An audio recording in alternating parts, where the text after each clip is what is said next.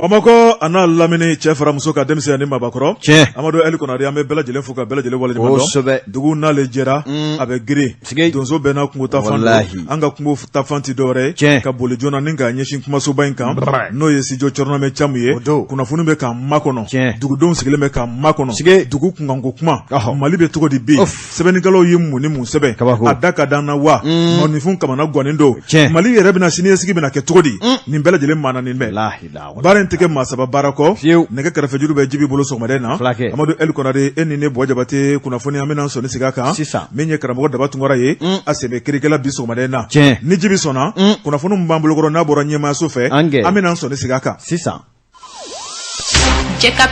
Bɔ Jabate ni maa min ka magoɲa bɛnna I k'a dɔn Bamako kala ma dangansigi kɛr'i ma wajibi ye bala cogo bɛ di bi Amadu Ali Konare joona joona ne bɛ n tigɛ don info matin fasiriba n'o ye Saba Balo Saba ko mana mɛn cogo o cogo o ka fisa a ma kɛ ye min ye Mali ka chronogramme Amadu Ali Konare kunu min ye gouvernement ye a y'a tigɛ nɔ bila fasiriba ko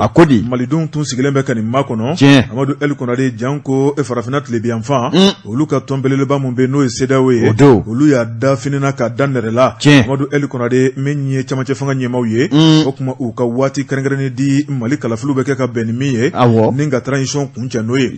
o dibaliya Amadu Ali Konare a kumaw cayara a samasamaniw cayara a ma ɲa min ko an ka jɛ kɔni gɛlɛya nana la ni k'u ɲigi ka tila k'u kɔ don Mali la Amadu Ali Konare o embargo jugu o de cocora Mali kun min ye janvier kalo tile 9 tɛmɛnen o kɛra fasiriba ko a ko jamana ɲɛmaw u ye wuli ka jɔ kura kɛ sabu min ye CEDEAO ye dala sumusumu na a ko min ye Mali ka embargo mu cokɛliman kunna yaasa ka wuli ka bɔ Mali kan hali bi k'u ye kuma kelen mun fɔ an ye o kuma kelen ko de b'u bolo koyi yɛlɛma wɛrɛ ma don a la an ka lajɛ joona joona yɛlɛma kura minnu bɛ an ka jamana ɲɛmaw bolo kalafili ko nasira kɔnɔna la an k'o waati f'u ye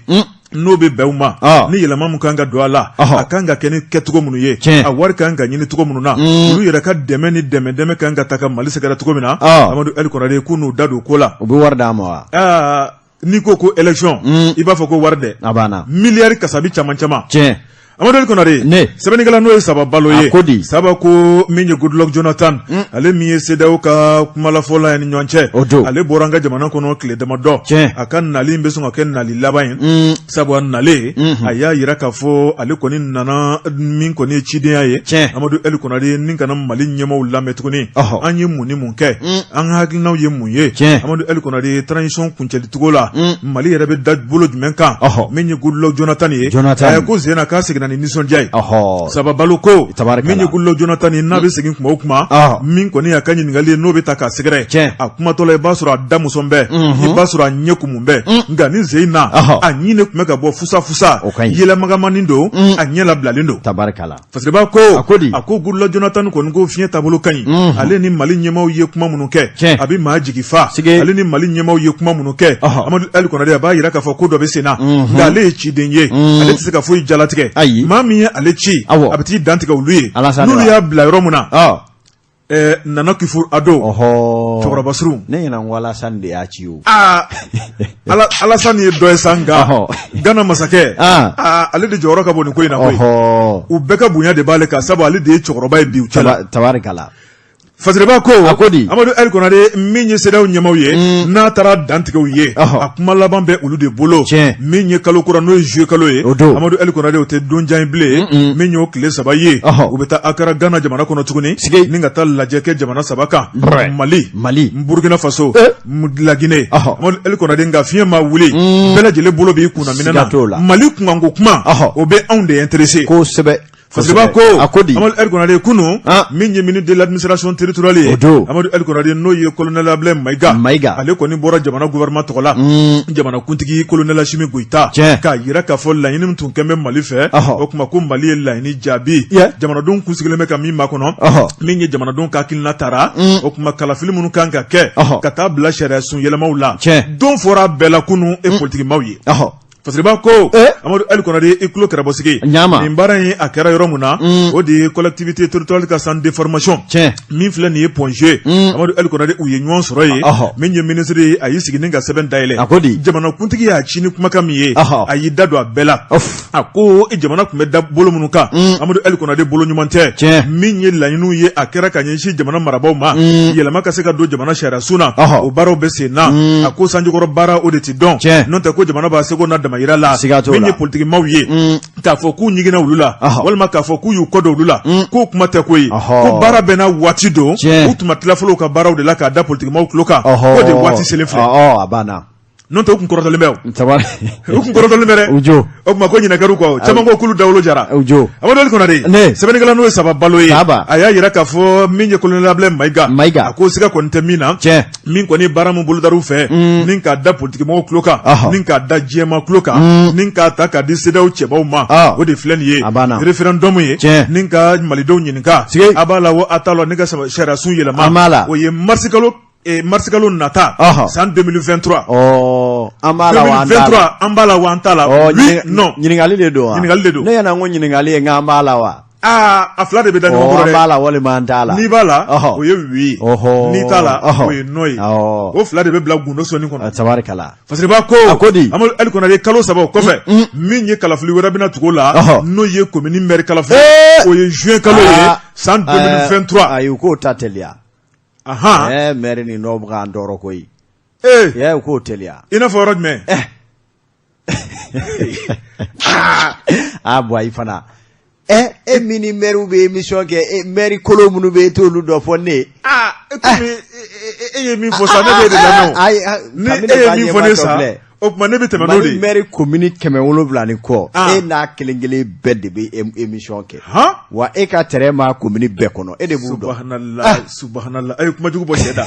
Amadou El Konare sɛbɛnnikɛla n'o ye Saba Balo ye a ko député kalafili o fana dɔgɔdara o ye kalo 8 maire kalafili kɔfɛ novembre kalo 2023 député kuraw olu bɛ don assemblée nationale kɔnɔ Amadou El Konare n'o banna masaran ka sɔ o de bɛna kɛ ta la jɔn de bɛ fɛ ka kɛ Mali jamanakuntigi san 5 o élection présidentielle o ye février 2024 o kuma an dolo ta Mali président kura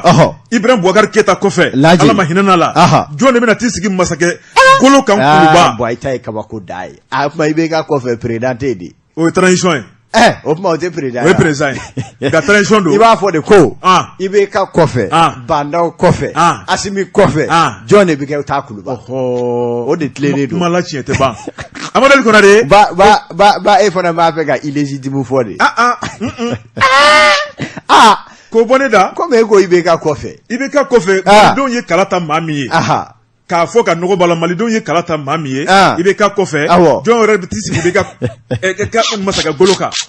kuma b'o de kan kuma nin Amadou El Konare min y'an ka finitigilakaw ye u ka d'an ye an b'u fɛ Colonel Asimi Goyita ye min kɛ Mali kɔnɔ Amadou El Konare tile bɔ ka bin an bɛ dugawu de k'a ye Amadou El Konare an ka tigɛrɛfɔ b'a ye hali bi k'a ka cɛsiri sabu a bɛ baara min na ɲɛdimi don kɔnɔdimi tɛ min ye Colonel Ablaye Mayiga a y'a yira k'a fɔ politique maaw ye o tuma a y'aw labɛn ŋaniya mun sirilen b'an bolo o de filɛ nin ye aw ka hakilina ye mun ye bɛɛ y'i ta fɔ dɔw yɛrɛ ko k'a ye dayɛlɛ dɔɔnin an ka don gouvernement la sa gouvernement d'union e b'o kɔrɔ dɔn wa n k'o kɔrɔ de a ye jɔɔnin don an da a filɛ nin ye dɛ kɔrɔ de y'o ye n'i ye maa min ye mankanci la mankanci tɛ dɔwɛrɛ dɛ n'o tɛ ni ma y'a k'a fɔ ko chronogramme ko fɔra o ye politique mɔgɔ o de ye dayɛlɛlen bɛɛ ye o y'olu ka baara de ye u bɛ t'u labɛn de sisan ka t'u ka programme de société fɔ walasa mɔgɔw ka da u la u kana kala ta nka hali bi olu jigi bɛ gouvernement don kan bilen wa dɔw yɛrɛ fana ko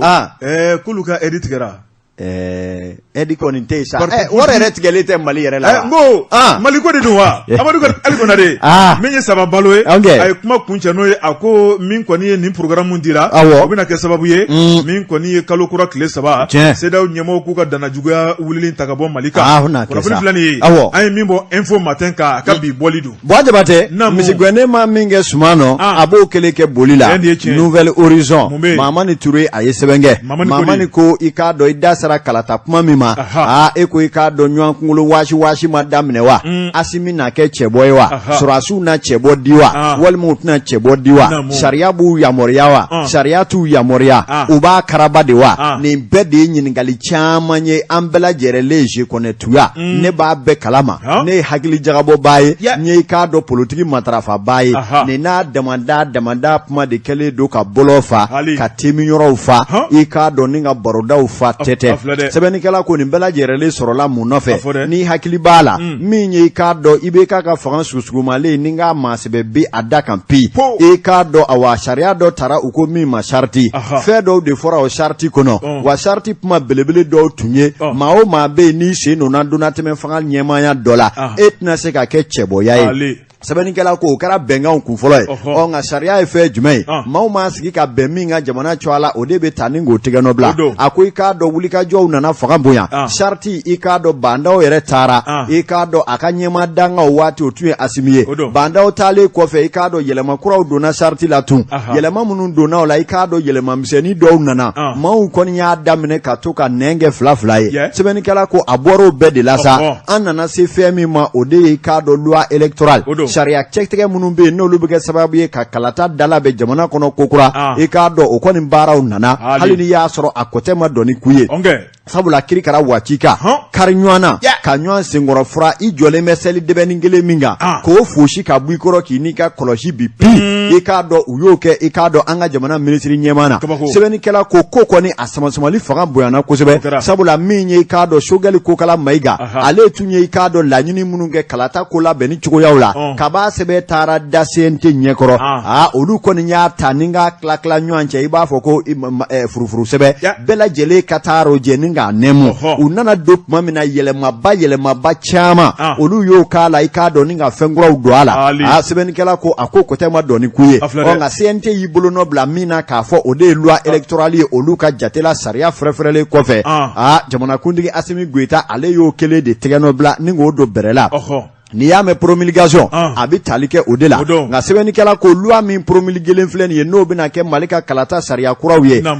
min bɛ maaw nɛgun kan o de ye k'a fɔ yɔrɔ dɔw bɛ a kɔnɔ e k'o tɛna kɛ sababu ye ni ka danganaya di finitigilakaw olu ka se ka kɛ cɛbɔ ye wa o ɲininkali tɔ min o sɛbɛkɔrɔsigi bɛ sɛbɛnnikɛla ko sariti kunfɔlɔw la a tun yira la k'a fɔ min ye maa o maa bɛ yen ni o kɛlen don k'i sen don i k'a dɔn transition ɲɛmaaya dɔ la e tɛna se ka kɛ cɛbɔ ye wa min ye Mali ka kalata sɛbɛnkɔrɔ kɔnɔ k'a tun b'a kɔnɔ finitigilaka jala b'i bolo jala t'i bolo ne b'a fɛ ka kɛ cɛbɔ ye kalo 6 i ka wala sɛmɛ i k'a dɔn ka sɔrɔ k'i ka cɛbɔya baaraw kɛ walima i ka laɲini kɛ i ka taa i k'a dɔn sɛgɛnnafiɲɛbɔ la nka min ye kura min dara a danganaya n'a kɔnɔ cɛbɔ o cɛbɔ ne ye sɔrɔsi ye e b'a fɛ ka taa jamanakuntigiya ɲini ko i k'a dɔn kalo 4 de bi d'i ma i ka se ka i k'a dɔn wala sɛmɛ ka bɔ i ka o sɔrɔsiya k'a dulɔki bɔ ni ka samaraba bɔ k'a da to kɛ ni ka se ka i ka cɛbɔya baaraw kɛ sɛbɛnnikɛla ko o yɔrɔ min yɛrɛ donn'a kɔnɔ o de ye maa caman tibi olu ko yala jamanakuntigi Asimi yɛrɛ de b'a fɛ ka kɛ cɛbɔ ye wa yala sɔrɔsi jalatigiba wɛrɛ b'a kɛrɛfɛ minnu ye k'a dɔn fanga dafiri kɛ olu dɔ de b'a fɛ ka kɛ cɛbɔ ye wa ni ɲininkali tɔ min o de b'a la ka maa caman nɛgun kan nka jateminɛ kɛbaa caman ko a ko an bɛ don min na i ko bi a mana k'a fɛn o fɛn ye i ye sɔrɔsi ye o i ye mɛtiri ye o i ye kunnafonidila ye o ni jamanadenya hakɛw dafalen don bɛɛ lajɛlen bɛna se ka kɛ cɛbɔ ye nka sariya ye fɛn minnu fɔ k'a fɔ nin tɛna se ka nin kɛ nin tɛna se ka nin kɛ fɔ maaw k'u hakili to a la fɛnba caman ne bɛ se ka yɛlɛma yanni i k'a dɔn kalata waati cɛ a ko misaliya fɔlɔ ye jumɛn i k'a dɔn k'a fɔ a ma fɔ ko maa dɔw sigira ka constitution kura n'o ye jamana sariya sun kura ka o dan ci wa sariya sun kura min na sɛbɛn sariti min bɛ yen ani sariti kura min dara yala loi électorale wo sariya sun kura min bɛna ta o yala o manguri ni nin miɛ ye wa sɛbɛnnikɛla ko mun ne bɛna don i k'a dɔn o sariya sun kuraw kɔnɔ i k'a dɔn an tɛ se kɛ ala ye ni k'o dɔn o tuma maaw bɛ i k'a dɔn hawujali ni gidiba min na bɛɛ k'i doni jigi to kɛ k'a dɔn sariya sunkura mun bɛna sigi o bɛɛ de bɛna danganamaya yanni i k'a dɔn kalata kura cɛ mun bɛna kɛ o kɔnɔ jamana ka sariya sunkuraw bɛna kɛ jumɛn ye ni Mali ka kalata kuraw bɛna taa o la sɔrɔsiw bɛna se k'u kamɔ cogo di jɔn de bɛna se k'i kamɔ a k'a dɔn o kumaw bɛɛ bɛ dan ci k'an bɛ don min na i ko bi solikabɔw daminɛlen don maaw b'a la k'a ɲɔgɔn ɲɛkɔrɔ tigɛ i yɛrɛ y'a fɔ cogo min na kununko politiki maa caman bɛ yen u tun ye ka vɛsi kelenni min bila u ka kɛsu ju la gɔlɛya n'a ta bɛɛ kunu u y'o bɔ k'a pase k'aw don ka taa mais o bɛ se ka kɛ cogo di ni jamana marali yɛrɛ tɛ politique fɛɛrɛ de ye wa aw bɛ se ka jamana mara cogo di an politique maaw o bɛ se ka kɛ cogo di wa i b'a dɔn transition ye malidenw ɲɛ yɛlɛ ka bila kundama min na Amadu Eli Konate jamana ka yɛrɛma hɔrɔnya san 60 n'a fɔra hali bi Mali dugukolo kan kilo 200 Bamakɔ ni dugu dɔw cɛ ko ji tɛ yen Asimi ye ji d'a bɛɛ ma o kɛra o bɛ se ka lakale ayi o kɔni o kɛra o bi ye awɔ nka fiɲɛ min b'a la k'a fɔ de k'a b'a jamana marali politique fɛrɛ de kɛ k'an politique mɔgɔw to on n'est pas d'accord o tɛ kɛ bilen oui o banna an m'an wele wa aw welela an ni Ablaye bi ɲɔgɔn faamu an dara bulonba fɛ i jɔ dɛ ne hakili la ko dɔw ye sɔrɔsiw ye ja dɔw kɛra politique maa ye tuguni mais comment an ye jamana marali bɛ se ka kɛ ja Kolote nɛnɛ ka ti yɛlɛma koyi bon an bɛ min f'i ye kunu n'i kun taara ministère de l'administration na i hakili bɛ politique maa ba jumɛn na hali an Milan mun ye indépendant ye an bɛ tun bɛ yen depuis coup d'état minnu dogo minnu kun taru ka dugu la a bɛɛ bɔra kɛnɛ kan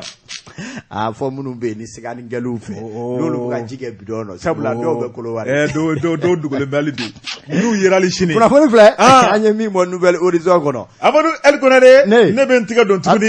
le Ogon fasiriba n'o ye Umaru Konate Baru kolontigi a ko an ka taa Banikɔ Joyila Amadu Eli Konate ni Banikɔ Joyila fɔra Amadu Eli Konate bɛɛ lajɛlen hakili bɛ jigin dankɔrɔba dɔ la n'o ye Mahamadu Jarasuba Honorable Mahamadu Jarasuba Amadu Eli Konate ale kɔni ye wulikajɔ dɔ boloda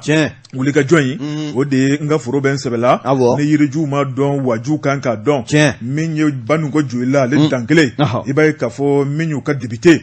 n'a hakili bɛ faso la hakili bɛ baso la min ye Mahamadu Jarasuba parce que b'a ko gouvernement a filɛ nin ye ka wulikajɔ min kɛ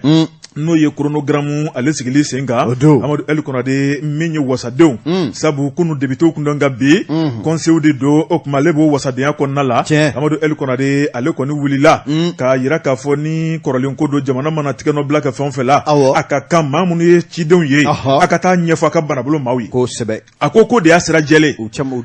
cidenya don dɛ fasiriba ko Amadu Eli Konate min ye Umaru Konate Baru kolontigi a ko Mahamadu Jarasuba a taara sira min fɛ a ma ɲinɛ o kɔ abada fiyewu a y'a yira k'a fɔ min kɔni ye Ibrahim Boubacar Keita a ye wulikajɔ k'o ka fanga la sabu a tun bɛ Assemblée nationale kɔnɔna la i b'a ye k'a fɔ sariya gɛlɛn caman taara Mali ka nafa ni tɔnɔ kɔnɔna la a sen yera bɛɛ lajɛlen la min tɛ kɛ Mali ka nafa ni tɔnɔ ye a ɲiginna ni k'i kɔ don o la Mahamadu Jarasuba a ka danaya a ka wulikajɔ o de y'a to tuguni min ye sɔrɔsiw ye u ye wele bila ma ni ka ta ka don CNT kɔnɔ Jarasuba y'a yira k'a fɔ ale nakun tɛ ɲɛdako ye a nakun ye fasoko ye Amadu Eli Konate ni faso kunkanko kuma wulila fɛn o fɛn n'a bɛ taali kɛ ni malidenw ka nafa ni hɛrɛ ye ale da b'o la ale kunu fo bi a tɛ bɔ a kumakan kan min ye Jarasuba ye Amadu Eli Konate gouvernement ye tigɛnɔbila min kɛ a taara ka taa ɲɛfɔ Banikɔ Joyilakaw ye commune 23 a ye dugudenw fara ɲɔgɔn kan k'a yira k'a fɔ n dɔmɛni min ye ko maa dɔmɛni turunin min ye n'i y'a tigɛ bɛ kɛ dɔnbagalafili nana ka na dantigɛ aw ye jamana bɛ baara min na sanjukɔrɔ wɔsi tɛ jamana bɛ baara min na baara belebeleba don sabu ne yɛrɛ tigɛ nin sen b'a la o tuma ka kan ka n'a ɲɛfɔ aw ye a k'a dɔn k'a fɔ baara min bɛ ka kɛ jamana ɲɛmaaw fɛ maa wɛrɛ ka n'aw lafili jamana bɛ ka baara kɛ Mahamadu Jarasuba ko a ko n b'a ɲini aw fɛ Banikɔ Joyilakaw a k'aw bolo fila di ɲɔgɔn ma an ka bɛn de bɛ jamana taa ɲɛ an k'an bolo fila di ɲɔgɔn ma an ka transition ɲɛmaaw dɛmɛ Colonel Asimi Goyita a bɛ baara min na jamanadenw ye a tɛ k'a ka kelen ka nafa ni tɔnɔ kama dɛ sabu a kɛmɛ k'o da kɛrɛfɛ ko Mali dɔrɔn ni dɔw kun ko k'u ka denbaya nka ale ko Mali dɔrɔn n'o tɛ a tɛ suna bi dɛ a tɛ suna dɛ wallahi 3h 4h bɛ maa min sɔrɔ bureau kɔnɔ fo ka hinɛ don ne la 6h tuguni o bɛ bureau kɔnɔ wa téléphone bi ci ani denbaya bɛ ɲɔgɔn ye cogo di fo k'i dakolo ja fasoko don fulamuso de bɛ ala minɛ sa fasoko don a bɛ bɛn Amadu Konate sɛbɛnnikɛla n'o ye Umaru Baru kolontigi a ko Mahamadu Jarasuba y'a yira k'a fɔ min kɔni ye Colonel Asimi Goyita a ye tigɛnɔbila min promulgué min bɔra CNT maaw fɛ a ko a diyara ale ye k'a b'a ɲini Joyilakaw fɛ a ka bɛn u ma a ka diya u ye sabu texte min kɔnɔna kuma bɛ min fɔ Amadu Eli Konate o ye jamana in yɛrɛ bɛ se ka basigi jamana in yɛrɛ bɛ se ka ja min ye kalafili bɛ se ka kɛ kalafili duman ye malidenw tɛ ɲigin kalafili minnu na politiquement ka taa bila diinɛma bɛɛ lajɛlen bɛ se k'i yɛrɛ ye baara kɔnɔna la cogo min na maa kana kɛ kɛrɛfɛden ye a ko joyilakaw n bɛ min fɔ aw ye n tɛ don sira nɔgɔlen la n tɛ don janfa kɔnɔ min ye kolonɛli Asimi Goyita a bɛ baara min na su fara tile kan a ka kan an k'a dɛmɛ maa wɛrɛ kana don an n'aw hakiliw cɛ fɛn o fɛn bɛ ka bɛn nin waati kɔnɔna la o tuma k'a bɛna jamana in kɛ jamanadenw sago ye ko bɛɛ lajɛlen k'i sigi k'a lajɛ min ye kolonɛli Asimi Goyita a bɛ ka baara min kɛ min kɔni ye joyila mara kɔnɔna ye o tuma ko jiko gɛlɛya tun b'u la ɛ m'a f'i ye a kuma nalen filɛ a ko min ye forage ye Amadu Eli Konate ba n'u ko joyilakaw ko minɔgɔ tun bɛ maa caman na o bɔra minɔgɔ la o kɛra ala ni kolonɛli Asimi Goyita a ko fɛn wɛrɛ bɛ min kɛmɛ k'u kamana gan o de ye sirako ye Amadu Eli Konate a ko sirako kɔni k'u b'o ɲini madame le ministre fɛ a ka wulikajɔ bɛɛ lajɛlen kɛ Joyila Kuwale Joyila Kuwale ka tufa fana ka bɔ Masigi mɛ nin yɔrɔ ninnu dɔn ka bɔ Joyila ka t'i yɛrɛ sɔrɔ Sanso o fana bɛ cogo di o bɛɛ de kan ka dalabɛn o bɛɛ de kan ka dilan nafa mun b'o kɔnɔna la fo Sikaso i tɛ da la ko sira in bɛ taama f'i ka yɛlɛ a kan mobilitigiw ni mototigiw ni wotorotigiw bɛɛ de b'a kan Amadu Eli Konate sɛbɛnnikɛla ko a ko min ye lakanako ye a ko joyilakaw an bɛɛ lajɛlen ka kɛ kɛlɛkɛcɛ ye an ka kolonɛli Asimi dɛmɛ sabu kɛlɛkɛcɛw bɛ baara mun na o dogolen tɛ maa la a ko min kɔni an ka jamana a bɛna yɛrɛ sɔrɔ ni ala sɔnna ma nka jamana ka yɛrɛ sɔrɔ o bɛ anw yɛrɛ bolo dɛ min ye ɲɛmaw ye olu ta y'u ka baara ye nka ka kunnafoni ɲini k'a di ɲɛmaw ma min ye jugu ye k'u yira ɲɛmaw la ko b'anw de bolo min ye halibi Mamadu Jarasuba a ko joyilakaw fɛ a ko n tɛ foyi dogo aw la ko n'o de bolodara gouvernement in fɛ ko n'o de bɛna kɛ malikura ko kɔnɔna la n bɛna ka na ɲɛfɔ aw ye a fana k'aw ka hakilina ta k'a di yan n ka t'o di CNT ɲɛmaw ma kunnafoni filɛ nin ye an ye min bɔ le Ogon kɔnɔ Umaru Konate Baru Kolontigi ale ka sɛbɛnni don Jɛka pub k'aw ka feerefɛnw lakodɔn nɛgɛ kanɲɛ 12 sera Bamako k'a fɔ jiginɛw ka bonyamasegi bɛ aw ye Jɛka pub k'aw ka feerefɛnw lakodɔn Amadu Eli Konate i tigɛ don bon jabate ka bɔ Baningo joona min ye arajo masigi Madu n'a ka cɛdenw min k'an lamɛn ka n'an tigɛ don kunnafoni sɛbɛn le Wagadu i k'a dɔn olu ye sɛbɛn kɛ u ko i k'a dɔn donatɛmɛ fanga a kun ka kibaruyaw la bɛɛ lajɛlen bɛ wulikajɔ la i ta fa waati min na i k'a dɔn wasaden dɔw bɛ cɛsiri ni wulikajɔ la sariya ɲuman tali la ani jamanadenw la faamuyali la o waati kelen min ye kolonɛli Asimi ale n'a jɛw ka taa se minisiri ɲɛmaw wulikajɔw bɛ senna min ye k'a dɔn ministre des affaires étrangères n'o bɛ tali kɛ Abdoulaye Diop la ale kɔni fana b'a la ka da bɛɛ lajɛlen kɔngɔ su ani tile waasa i k'a dɔn daɲuman bɛ se ka don Mali kunkan kɔrɔfɔw la cogo min na nin bɛɛ lajɛlen baara ɲɛbilaw ye yanni juillet kalo tile 3 lɛ ni ɲakili min bɛ jamana kan i k'a dɔn a ka wuli jamanadenw ka fiɲɛ sama a bɛ tali kɛ olu la sɛbɛnnikɛla ka fɔ la a ko min ye tile filanin na Abdoulaye Diop a ye wele bila i k'a dɔn jamana wɛrɛ lasigiden minnu bɛ anw ka jamana kɔnɔ yan k'a daminɛ i k'a dɔn tubabula tulobilenw ka taa se i k'a dɔn farafinna gun kan min ye i k'a dɔn lamɛrikɛnw ɲɛcoronakaw ka gun ka bɛɛ lajɛlen wele i k'a dɔn a ye na an ka hakili falen-falen kɛ jamana bɛ ka wulikajɔ minnu kɛ cɛsiri minnu sɔrɔla gɛlɛya minnu bɛ an kan anw yɛrɛ bɛɛ fɛ anw n'a jamana ka mara cogo min na a ye na an k'o ɲɛfɔ aw ye sɛbɛnnikɛla ko nin kɛra kɛnɛ wasalen sabula mun ye i k'a dɔn lasigiden fɛn o fɛn bɛ jɛɲɔgɔnya bɛ Mali ni jamana fɛn o fɛn ni ɲɔgɔn cɛ a bɛɛ lajɛlen ka lasigidenw welela ni kana i k'a dɔn u ka kuma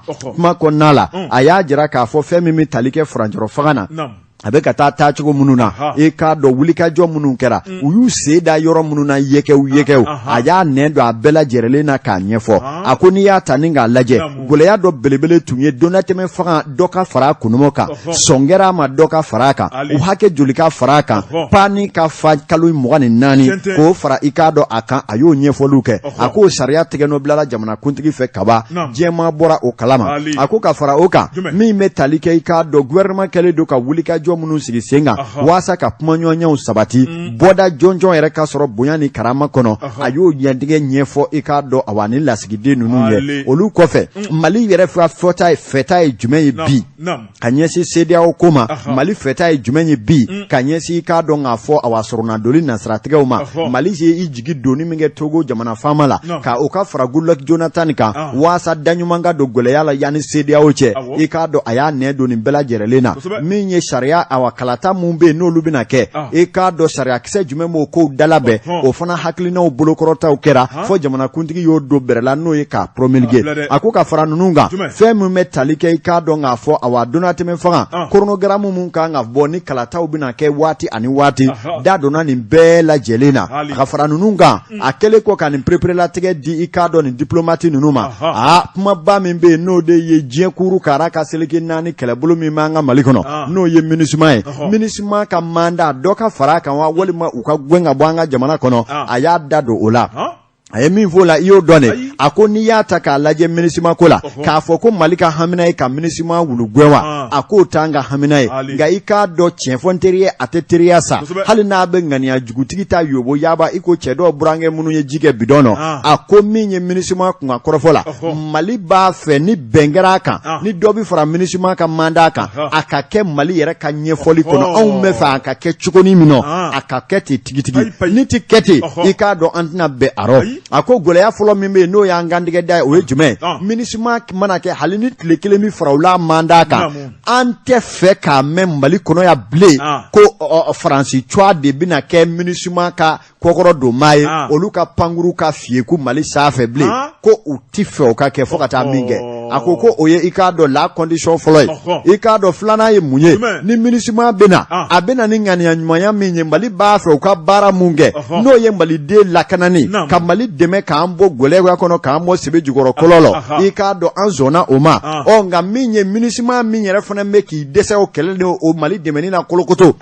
fo kana ta kɛ rapport lankolon bɔ ye jo sariya yanfɛ i k'a dɔn armée ye nin kɛ yan nin donna yan nin bɔra yan ko o b'a fɛ i k'a dɔn MINUSMA ka marifa yɛrɛ de ta sa k'a da bɔ o la ka n'a dulo kɛrɛtɛtɛtɛtɛ gafe lankolon dilan la ko n'i y'a sɔrɔ min ye hadamadenya jo sariya ko ye MINUSMA maa kelen tɛ i k'a dɔn MINUSMA jo sariya dɔn ka tɛmɛ anw ka armée kan MINUSMA maa kelen tɛ k'a dɔn k'a fɔ Maliden kelen-kelen bɛɛ kan ka lakana fɔlɔ yanni i ka sɔrɔ ka se jugu ma ko i k'a dɔn MINUSMA maa kelen t'o dɔn ka tɛmɛ anw ka Mali sɔrɔdasiw kan o kuma dakurunya kelen u k'a dɔn k'a fɔ hadamadenya jo sariya kɛlɛ bɛ kɛ fɛɛrɛ minnu kɔnɔ ni janto kan ka kɛ an ka population civile la Mali sɔrɔdasiw b'o dɔn fɔ k'o dɔn nakari ma u b'a fɔ MINUSMA ye a k'a ɲɛsin sɛbɛkow ma ka bɔ k'olu k'a la ko ninnu na i k'a dɔn o kumaw fana sɛbɛkɔrɔ ɲɛfɔra Ba Jabate nɔgɔ ma to foyi la wa i k'a dɔn tɔ yɛrɛ ma to fɛn na a ko nana se yɔrɔ min yɛrɛ la sa min ye i k'a dɔn ni lasigiden minnu wele la maa min ka kɔrɔ n'u biyɛla yɛlɛ n'o ye Palestinikaw ka lasigiden ye ale yɛrɛ ye kuma ta ale ka kuma kɔnɔna la ale ko nin sigi nin ɲaamɛ erreur fo k'a dɛmɛ tɛmɛ sabula Mali kɔnɔ kibaruya caman bɛ ka folofolo kuma dɔ la a bɛ fɔ min ma guerre de communication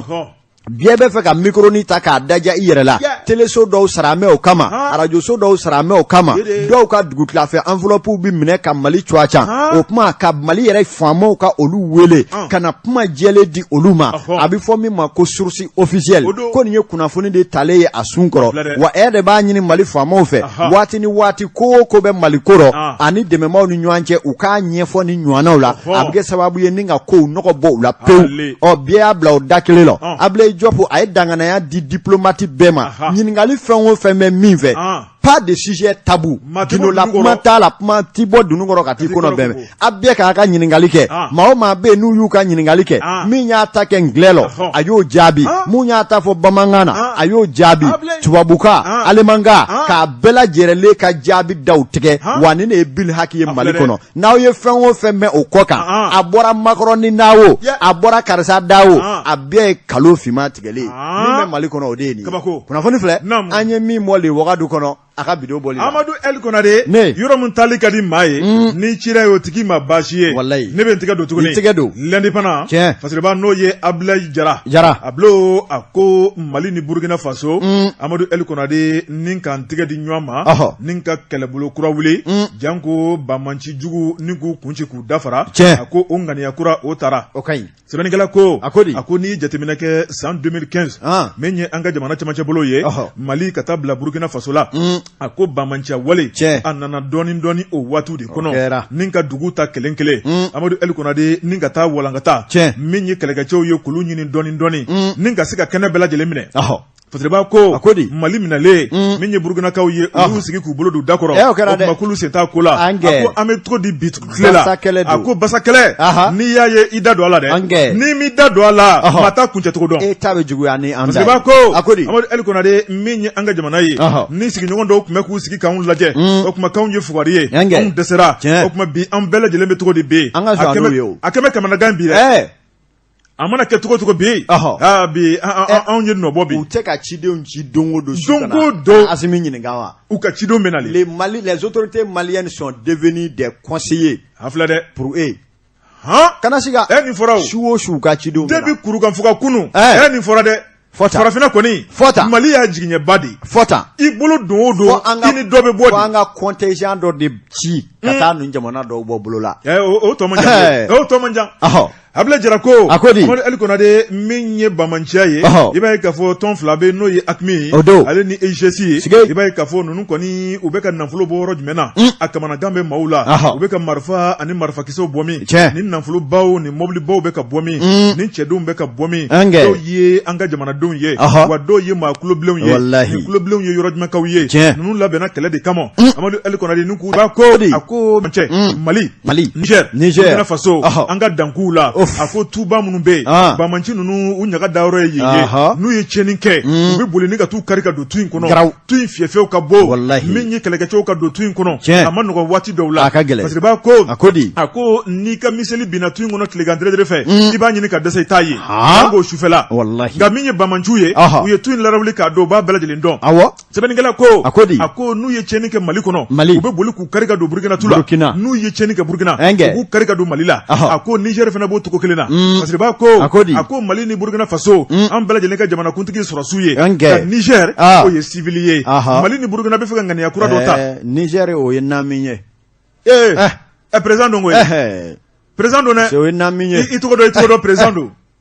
président ye président ye ne tɛ taa Niger o nka i ka maaw bɛ Niger foyi i ka lasigiden bɛ yen i ka wariɲininaw bɛ yen i ka baarakɛlaw bɛ yen o camanba de bɛ yen an b'olu fo wa n yɛrɛ burankɛ o yɛrɛ bɛ kalan na Niger de i y'a ɲɛ de fɔ kuma ɲɛfɔra sisan de Amadu Ali Konare sɛbɛnnikɛla ko a ko min kɔni ye Burkina Faso jamanakuntigi ye n'o ye Damiaba ye ale kɔni y'i sigi ka jateminɛ kɛ a ko armée monte en puissance au Mali o tɛ nkalon ye a ko mun dabali bɛ malidenw bolo jɔn de ye kilisi kɛ malidenw da malidenw bɛ ka min kɛ bamanciw la an sigilen ɲɛ b'a la an tulo b'a la a baara ta hali ni tɔɔrɔ bɛ k'an bɛɛ lajɛlen sɔrɔ hali ni tɔɔrɔ bɛ ka malidenw sɔrɔ nka u bɛ ka min kɛ kunnawolo la o de ka ca bi o tuma n bɛ n ka kɛlɛkɛcɛw bila malidenw ka kilisi dɔɔni k'u da dɛ Asimi ka kilisi dɔɔni k'u da kɔ k'an ka kilisi f'u ye wa ŋaniya ɲumanya i ka kuma a banna ce n'est que ça bon n bɛ fɛn dɔ f'i ye Mali kɔnɔ Mali kɔnɔ yan kumabaw bɛ kɛ an bɛ munumunu ɲɔgɔn na mais Maliyɛn bɛ ɲɔgɔn fɛ dɛ a mana tigɛ daw da ma an bɛ tila ka bɛn ko la o bɛ kɛ a mana tigɛ daw da ma mankanba in bɛ natako ye ani intérêt ko wa an kɛrɛfɛ jamana fɛn o fɛn ka gɛlɛya ma sigi anw na a bila i kunna k'a dugara Mali b'a ɲɛnabɔ o ye tiɲɛ ŋaniya ɲumanya o bɛ Mali la yan Amadu Ali Konare Ablaye Jara ko a ko min kɔni ye bamanciya dɔ taara ni ka Burkina Faso sɛgɛrɛ min ye juin kalo tile 11 tile 12 u taara bin dugudenw kan duguden minnu m'a min u m'a bɔn dugu dɔ la n'o ye Seyintanga ale bɛ Burkina kɛnɛkan fɛ maa 80 ani maa 6 u y'olu fa kabako o kelen waati min na min kɔni AQMI ma olu kankɔrɔta k'olu de ka danajuguya don Amadu Ali Konare n'i ye an fana ka jamana lajɛ juin kalo tile 18 ka dugu ja tile 19 la u taara bin fɛnɛ dugudenw kan Jalasago Desago ale ni Ejewele Amadu Ali Konare maa 100 ni maa 32 u y'olu fɛnɛ fa ka kɛɲɛ ni danajuguya wale Burkina Faso kaw y'a yira k'a fɔ an ni waati dɔ kuma sera an ni malidenw kan ka baara kɛ n'a k'a fɔ jamanakuntigi fila ye sɔrɔsi ye min ye bamanciya ko ye fugu kan ka siri ni dana an kan k'u fa k'u bansa ni ka lafiya di jamanadenw ma o de k'u kɔnɔna la Burkina Faso jamanakuntigi a y'a ka kɛlɛkɛcɛw ka ɲɛma chef d'état major des armées a y'o bila ka na n'o ye colonel major David Kabré kɛrɛfɛ Amadu Ali Konare i b'a ye k'a fɔ a wulila min kɔni ye maa caman ye a n'olu bɛɛ lajɛlen nana ɲɔgɔn fɛ maa min y'a bisimila k'a kunbɛn o ye an fana ka chef d'état major des armées général Umaru Jara général de division Umaru Jara o don cɛ dumanba a tɛ tɛmɛ kɛ a tɛ siran Amadou El Konare sɛbɛnnikɛla ko a ko nin cɛ fila u y'u sigi u kɛrɛfɛ chef d'état major tun sigilen bɛ k'u lamini Amadou El Konare f'u b'u ɲi ɲimi Amadou El Konare u dimi bɛ u dusu kasi bɛ anw de ye cɛfini ta anw de ko an bɛ jamana lakana ni dabali n'a fɛɛrɛ o bɛ anw de bolo Amadou El Konare ka bamancɛ wale mun filɛ an ka fiyɛfɛw la Amadou El Konare a bɛ fɛ ka taa k'an bolo da an ka dɛsɛ tɛ an ka fugariya tɛ Amadou El Konare jɔnw de bɛ nin kɔfɛ an k'a lajɛ sa anw minnu ye sigiɲɔgɔnma ye an k'a lajɛ u bɛ ka dangari kɛ an minnu na an ka jɛ sa an k'an bolo di ɲɔgɔn ma an ka nin baara kɛ ɲɔgɔn fɛ o de ka ɲi G5 Sahel hakilina nana ta I ka kuma in dɛ an kɛlen k'an yɔlɔ ka b'o la G5 Sahel sigili hakilina nana ta nka u taara kɛ danna juguya wale ka taa an tɔnɔmada tuguni u ka cɛnin ni mɔtun ko fana cɛ ko di u tɛ fɛ ka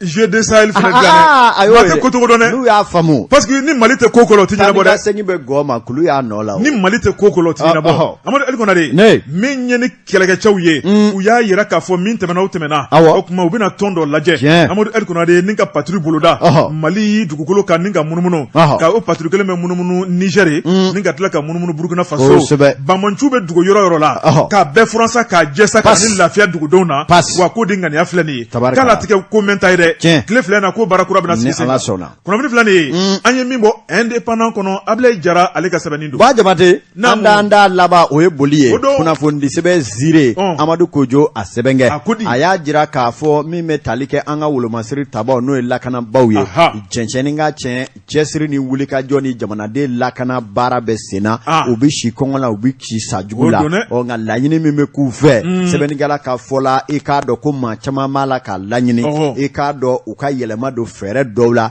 fɛɛrɛ minnu bɛna kɛ sababu ye hali bi n'a ka bi ka lakana kɛ bili haki sɛbɛnnikɛla ka fɔ la a ko a dogolen tɛ maa si la bi k'a fɔ armée b'a la ka sanayɛlɛ sɔrɔ o tɛ armée kanu kuma ye o ye tiɲɛ ni wulibali de ye min ye k'a dɔn gɛlɛya min bɛ o kɛrɛfɛ o de ye k'a fɔ Mali dugukolo fiyɛfiyɛ o de ka bon o ye bonya da ye min ye finitigi hakɛ min bɛ jamana kɔnɔ minɛ hakɛ min bɛ jamana kɔnɔ dugumisɛnnin kelen o kelen k'a fɔ armée bɛna taa to o dugumisɛnnin bɛɛ la ɲɔgɔn fɛ i k'a dɔn o gɛlɛya de bɛ yen o de bɛ kɛ sababu ye bamanji minnu bɛ yen i k'a dɔn n'u kibaruya dɔnna dugu min na ni armée taara dɔrɔn i k'a dɔn ka t'u wulugwe ka fataw fa filataw bɛ porokoto i k'a dɔn o minnu bɛ yɔlɔ n'u b'olu gwe furaturɔ olu de bɛ duguyɔrɔninw sɔrɔ k'u mɛrimɛri i k'a dɔn yiritu la wa i k'a dɔn ni dugudenw taara armée taalen kɔ tuma min na i k'a dɔn k'a fɔ Ba Jabate u bɛ tila ka segin u kɔ tuguni i k'a dɔn ka tila ka na lajaba ta ni k'o lase dugudenw ma sɛbɛnnikɛla ko min bɛ tali kɛ an ka armée la ni u sera ka i k'a dɔn fɛɛrɛ bolo ni minɛcogo sɔrɔ o la o de bɛna kɛ sababu ye i k'a dɔn ni ka nɔgɔyaba don ko dɔw la n'o tɛ i k'a dɔn ko ni dekun tɛ fila ye dekun bɛ dɔw kan sabula min ye maa ninnu bɛ colo min na de fait que Mali yɛrɛ kɛlen don ka i k'a dɔn subahana mansinw sɔrɔ min bɛ kɛ sababu ye ka u lakodɔn u ti to ɲɔgɔn ka bururu bilen dɛ wa hali ka mobiliw tugu ɲɔgɔn kɔ des colonnes de véhicules i k'a dɔn k'o bɛɛ nɔgɔyalen don sabula armée bi farapu kɛ mugu bi jigin u kan i k'a dɔn tɔbɛrɛnin t'u la bilen nka u bɛ ka fɛɛrɛ min sɔrɔ i k'a dɔn moto ye fɛn ye min yɛrɛ koron ka ko u de bi rendez-vous di ɲɔgɔn ma kelen u bɛ ɲɔgɔn sɔrɔ yɔrɔ dɔw la dugu tila fɛ u bɛ se ka na dugu dɔ dakori i k'a dɔn wa hali armée domani ka u t'o danna juguya la sɛbɛnnikɛla ko ni armée maaw welela u mana kana dugu tila i k'a dɔn armée bɛ taa ci fɛ tun nka u bɛ taa k'o duguden minnu don maa damadɔni minnu bɛ yen n'olu porokotora dɛ olu de bɛ tila ka segin tuguni ka na dugumaw kama lajaba min ka d'u ye u bɛ n'o da dugumaw kan o de kama jamana cɛmancɛ bolo jango bangasi n'a nɔkandugu i k'a dɔn bi m'a la ka kɛ dugu fɛn o fɛn kan a bɛɛ lajɛlen kɛlen don ka tulo k'a bɔ bi ka weleweleda kura kɛ ka ɲɛsin jamana faamaw ma ko cɛncɛnni ka cɛn lakana baaraw bɛ sen na nka min kɛlen don k'u gɔn u kamana o de ye nin ye ni jamana sara ka fɛɛrɛ sɔrɔ o la u mana taa dugu min bɔ bolo la u ka fɛɛrɛ kɛ u ka to ka munumunu salo kɛ walima ni maa bɛ se ka to ye u ka to ye walasa ka olu lakana ka bɔ nin jugu bilen ninnu bolo n'o tɛ ko ninnu nɛgɛkisɛ si tɛ olu la bilen i k'a dɔn u mana na kuma dumani fɛn o fɛn fɔ olu de bɛ u ka jamana armée kɔ o tɛna k'a dɔn don bamanci ka jɛ la o tuma min ye armée wulikajɔ ni cɛsiri ka to sen na hali bi n'a ka bi walasa an bɛɛ kelen-kelen n'a molofɛn bɛ kana o k'a dɔn o de b'an bɛɛ lajɛlen sutura o de b'an bɛɛ da galabu tɔ guizi ka se i k'a dɔn jamanaden ɲumanya ma kunnafoni filɛ an ye min bɔ Zire la a ka sɔgɔmada in na bɔli Amadou El Konare sɛgɛnnafiɲɛbɔ o bɛ kɔmɔ suruku kanja an bɛ taa dɛgɛ min Bajabati ndara nana ti dantigeli chaman bo bala cogo be di kokura Amadou El Konare ne ben tiga do jona jona ado le matin sebenikala no ye aywa nabi nabi ako angata Arabie Saoudite Amadou El Konare iji al-islamia josen duruna ni ala ya seke mami akara wajibiye sige ni asere makiye aburuna kabuika ina sa ore kono Bamononga iji koto bebode iba damne folo ma ta damne fo ko fetala ta damne folo la fo laba o fana iche les 5 pliés farida duru folo ijme okuma mi bamangere nyini gola folo ijme bamangere bo fa yesa folo ijme ko bamangere ga hijita teti wa minye mugadamu ye de nyini ga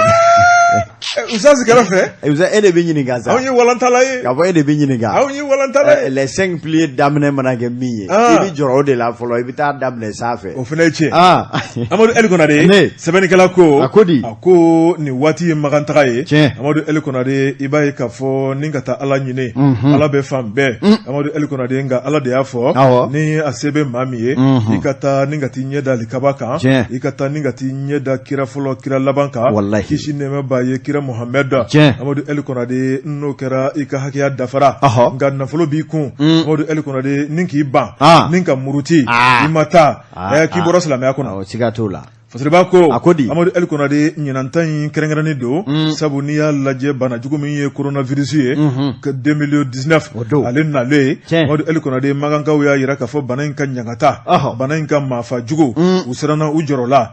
ye maganda tugu ko ijitaka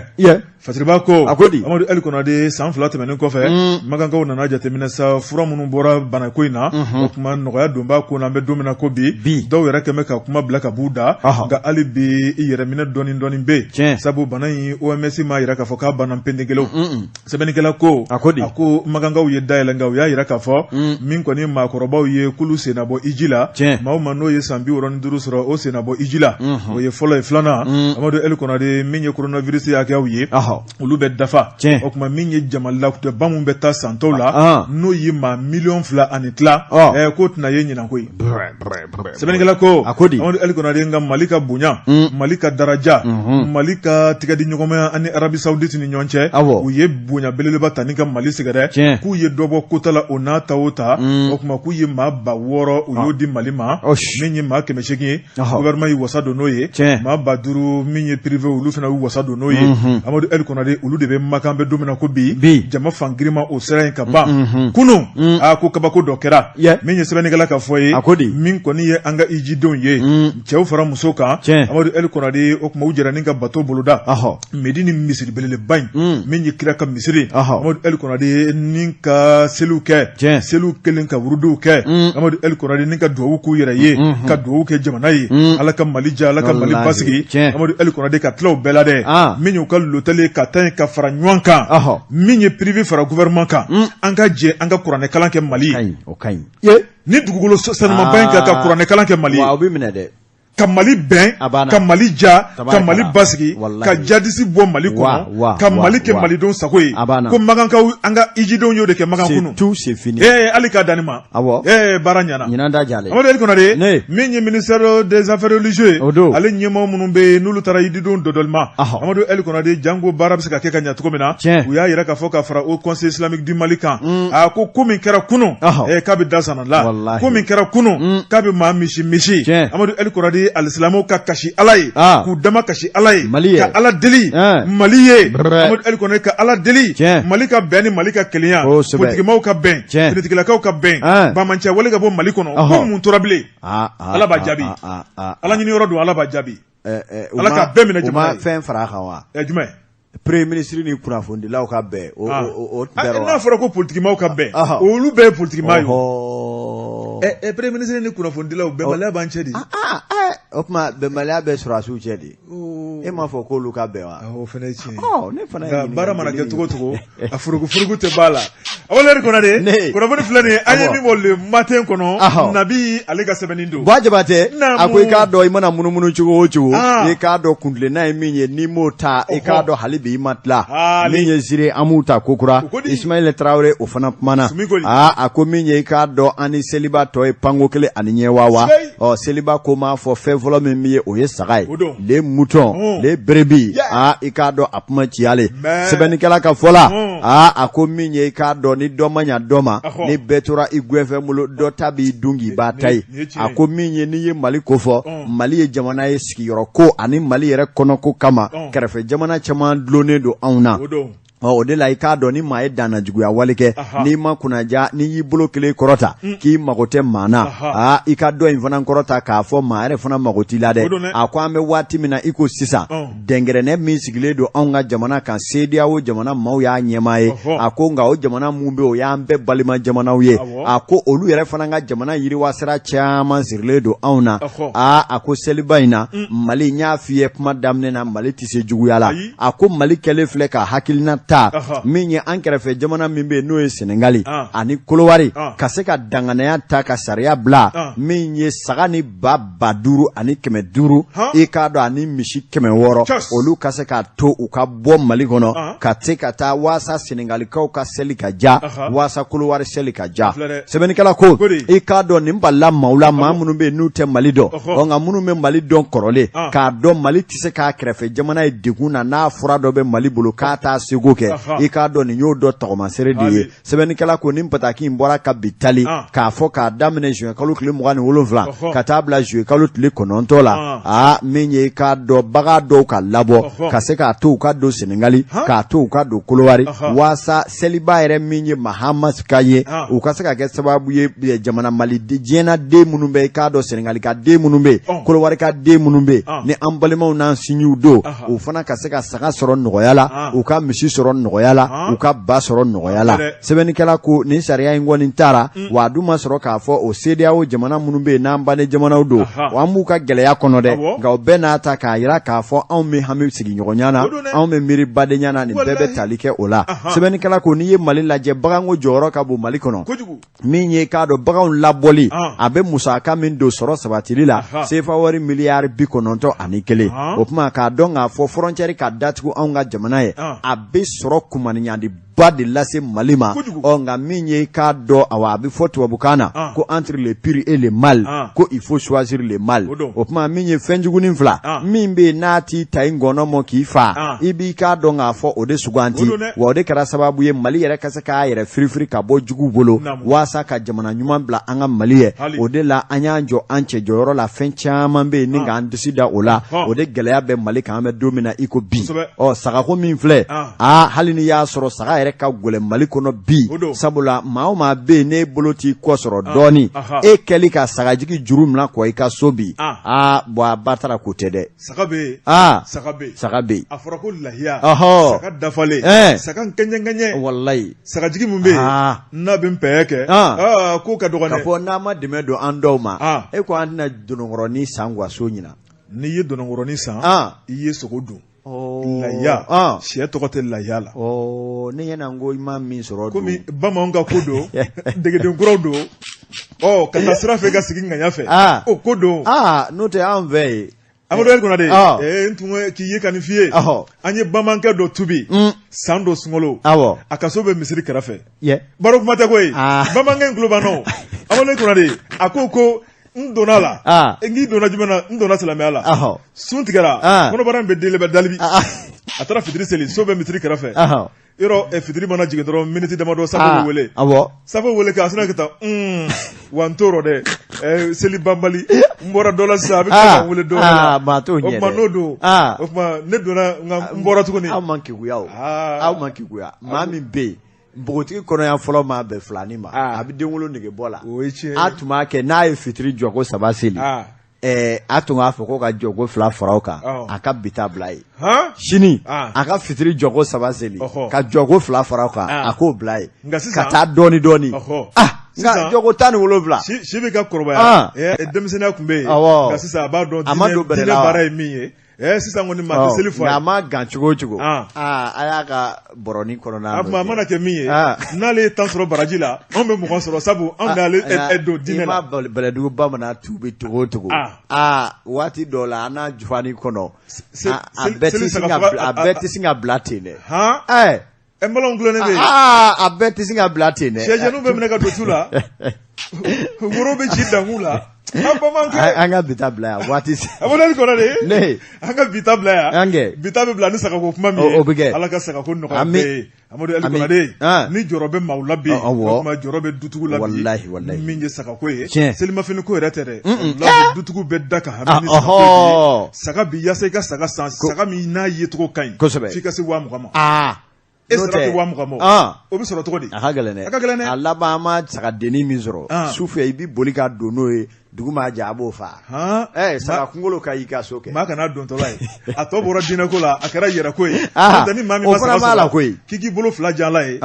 min saga fila min fara Amadu Ali Konare ko kelen o fara o tuma mantonw ye kelen ye o tuma o kɛra lahiya ye o tuma nka hali bi an ko diyagoya ni fi f'an ka saga sɔrɔ ɲɛjugu ni ɲɛjuma n'a bɛ kɛ cogo o cogo la f'an ka kɛ a dɔw dun bɛ laban a dɔw bɛ laban tɔgɔ tiɲɛ ma. Amadu Ali Konare o tuma yanni an man ko don an bɛ foli ni ta ni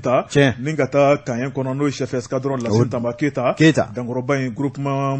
commandant groupement territorial de gendarmerie de Bamako o ɲɛmaaba don an b'a fɔ dantɛ foli mun na min ye Laje Mohamed Sako Holding PDG an b'a fɔ filɛ nin ye Kɛnzanbugu Amadu Ali Konare ni seli sera a fana bɛ baɲumankɛ baara min kɛ jamana in kɔnɔ o tuma dan de t'o la min ye Grand Diaousse n'o ye 3 ciseaux d'or le Maïsoura an b'a fɔ a filɛ Badalabugu Laji bɛɛ ɲare Zeniti Eri ale ɲɛmaaba don an bɛ taa bila marabolo la min ye Jaramana radio Fafeke directeur du programme M. Daou y'a bila cɛ Daou ka association dɛmɛtɔn président ba don an b'a fɔ dantɛ foli mun na Dirisa Kone n'o ye BAD ye a bɛ Madugu la Banani kɔrɔ Masigi kɔnɔna na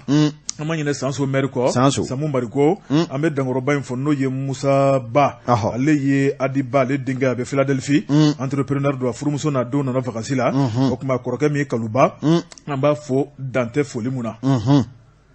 Ba Jabate i k'a dɔn minnu y'an lamɛn nin waati fɔ ka se bi ma waati janfara an bɛ bɛɛ fɔ ka waati janfara o tuma min ye Funaya Danbe o tuma an ma ɲinɛ o kɔ an b'u fɔ k'u waleɲuman dɔn o tuma min ye u ka tɔn ye a sigilen bɛ kunnafoni di kama radio Jigafɔ yɛrɛ ka kunnafoni Funaya Danbe ya ni a balimaw o tuma u b'a ta waati bɛɛ lajɛlen na k'a bila u ka groupe kan